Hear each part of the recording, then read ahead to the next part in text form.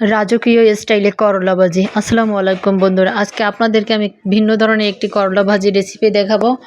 আমার মনে হয় অধিকাংশ মানুষ এই ধরনের করলা ভাজি আর কি দেখেন নাই, কখনো রান্না করা খান নাই। আমার কাছে আর কি যেটা মনে হয়, আমি এটা মনে হয় প্রথম করতেছি। এই যে দেখতে পাচ্ছেন, আমি করলাগুলো মানে কেটে ধুয়ে পরিষ্কার করে নিয়ে এসেছি। এখন এই যে দেখতে পাচ্ছেন, আমি এটা ডুবন্ত তেলে আর কি এটা ভাজতেছি। করলা শুধু কিন্তু করলাই ভাজতেছি, এর সাথে আমি কোনো লবণ কিংবা হলুদ কোনো কিছু অ্যাড করিনি। শুধু করলাটা তেলের ভিতর ভাজতেছি, আর অপর সাইডের চুলায় আমি এই যে করলা আর কি মানে পরবর্তী আর কি নেক্সট স্টেপ যেটা আর কি রান্না করব, তার জন্য আমি এই যে পেঁয়াজ মরিচ ভেজে নিচ্ছি।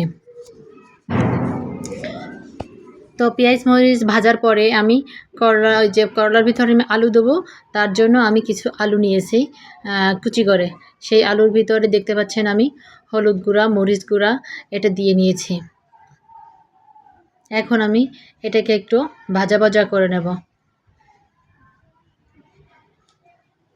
তো আলুটা এইদিকে ভাজতে থাকি, আর এই যে দেখতে পাচ্ছেন পাশের চুলায় কিন্তু আমি আবার করলাও ভাজতেছি। একসাথে আমি দুই চুলায় আর কি বসিয়ে দিয়েছি। এই যে দেখতে পাচ্ছেন আমার করলা কিন্তু ভাজা হয়ে যাচ্ছে। তো এভাবে যদি করলা ভাজি করি তাহলে এটা খেতে কিন্তু মানে খুবই মজা হয়। আর করলার যেহেতু তিতে একটা ভাব আছে বেশি, এভাবে ভাজলে তিতা ভাবটা আর কি কমে যায়, একটু তিতা আর কি কম লাগে। যেহেতু করলা তিতা জিনিস, তিতা তো তিতা লাগবেই, তবে একটু পরিমাণে কম লাগে। আর এভাবে ভাজলে আর কি খেতে আমার কাছে মনে হয় একটু অন্য রকমের স্বাদ লাগে আর কি। সবসময় যেভাবে আমরা কম তেলে করলা মানে ভাজি করে খাই, তার থেকে এটা মনে হয় একটু বেশি স্বাদ লাগে আর কি। যদিও ডুবন্ত তেলে এভাবে ভাজা ঠিক না, কিন্তু তারপর এটা খেতে কিন্তু আমার কাছে মজাই লাগে।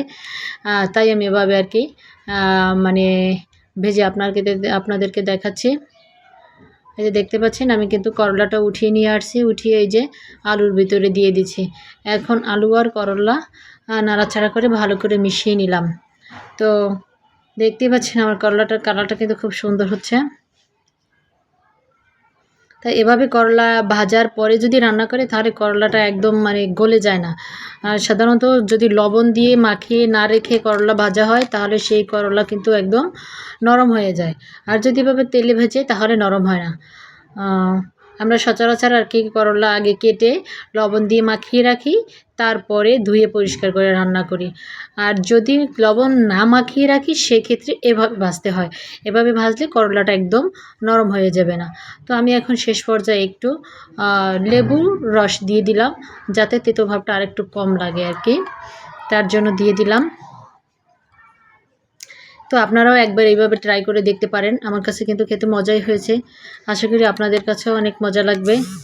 তো আমার রেসিপিটা কেমন হয়েছে আপনারা কমেন্টের মাধ্যমে জানাবেন। ধন্যবাদ সবাইকে, ভালো থাকবেন। আসসালামু আলাইকুম।